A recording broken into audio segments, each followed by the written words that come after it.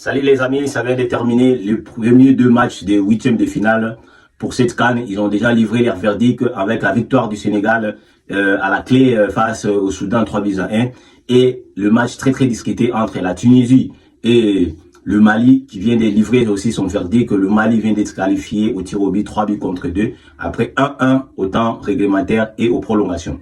Donc on va ici rapidement analyser ces deux matchs pour donner notre point de vue par rapport à cette coup d'envoi. Directement, on va commencer avec le premier match, que le match du Sénégal. Le Sénégal qui a été quillé à Fra. Le Sénégal a été quillé à Fra par l'équipe soudanaise qui a surpris dès l'entame du match à la 8e minute. Et les Soudanais ont ouvert le score vraiment de la plus belle manière avec un chef-d'œuvre de ces joueurs-là, Mohamed, qui a vraiment enveloppé, une frappe enveloppée pied gauche à la lucarne d'Edouard Mendy, donc qui a ouvert le score pour les Soudans. Donc contre le cours d'IG, quand même, tout le monde, personne ne pariait quand même que les Soudanais pouvaient marquer un but, sachant que les Soudans, depuis le début de cette CAN, ils ont joué 4 matchs, ils n'ont pas marqué un but. Les seuls matchs qu'ils ont gagnés, c'était un but contre son camp. Donc, c'était un but que les joueurs équato-guinéen marqué contre son propre cas qui a donné cette victoire au Soudan pour se qualifier à cette phase de poule. Mais c'était vraiment le premier but soudanais marqué par un joueur soudanais dans cette CAN et c'était de super but quand même. Après, le Sénégal a pris quand même le match à piqué par son orgueil. Il a pris le match à son compte. Il a poussé pour trouver quand même l'égalisation par Pape Gueye. Pape Gueye qui a inscrit le doublé quand même des plis de Bobby aussi. Souvent, il aime souvent rester à l'extérieur de la surface pour attendre le ballon arrêté et fusiller le gardien comme il le fait souvent en club. Et là, il a réussi de plus belle manière de ramener le Sénégal à l'égalité et avant la pause, de donner déjà l'avantage au Lion de la Teranga qui est les grands favoris pour cette CAN. Donc, quand même, après, j'ai vu quand même l'équipe soudanaise qui a proposé quand même quelque chose qui n'avait rien à perdre. Il a rien à perdre. C'est une équipe de Soudan qui a décroché sa qualification comme 3e. Donc, quand tu joues les grands, ben, il faut tout jouer tout. Il faut mettre toutes les armes à ton côté et c'est ce que les Soudanais ont fait.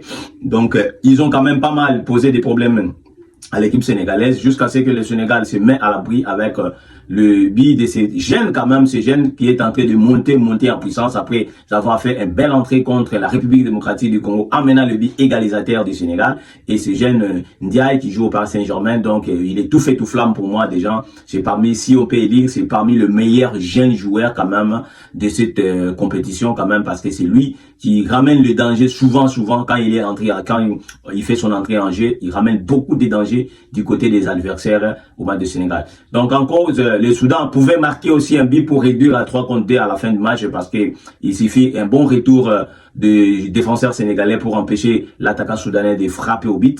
Mais à l'ensemble du match, le Sénégal a maîtrisé son sujet. Belle victoire, belle qualification pour le prochain tour qui devrait rencontrer le Mali. Le Mali, quant à lui, qui a eu quand même pas un match facile avec une expulsion directement à la 21e minute des joueurs maliens.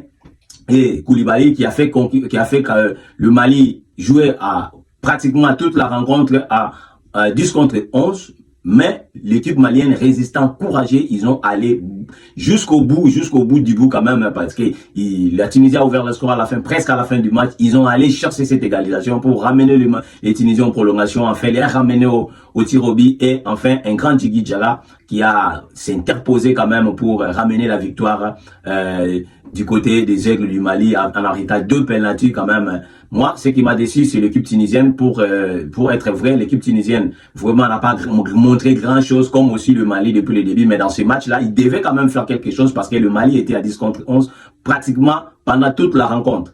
Et ils n'ont rien proposé, ils n'ont pas créé des occasions nettes de billes les Tunisiens, donc ils étaient quand même stériles. Je suis déçu pour cette équipe tunisienne. Vu de leur performance avant cette CAN, ils ont fait un match nul face au Brésil avec un niveau de jeu très excellent. Moi, je pensais pas que la Tunisie pouvait sortir comme ça. Et voilà, après ce match face à l'Ouganda, ils ont trébuché face à le Nigeria et ils ont fait une contre-performance face à la Tanzanie. Donc, et ça continue.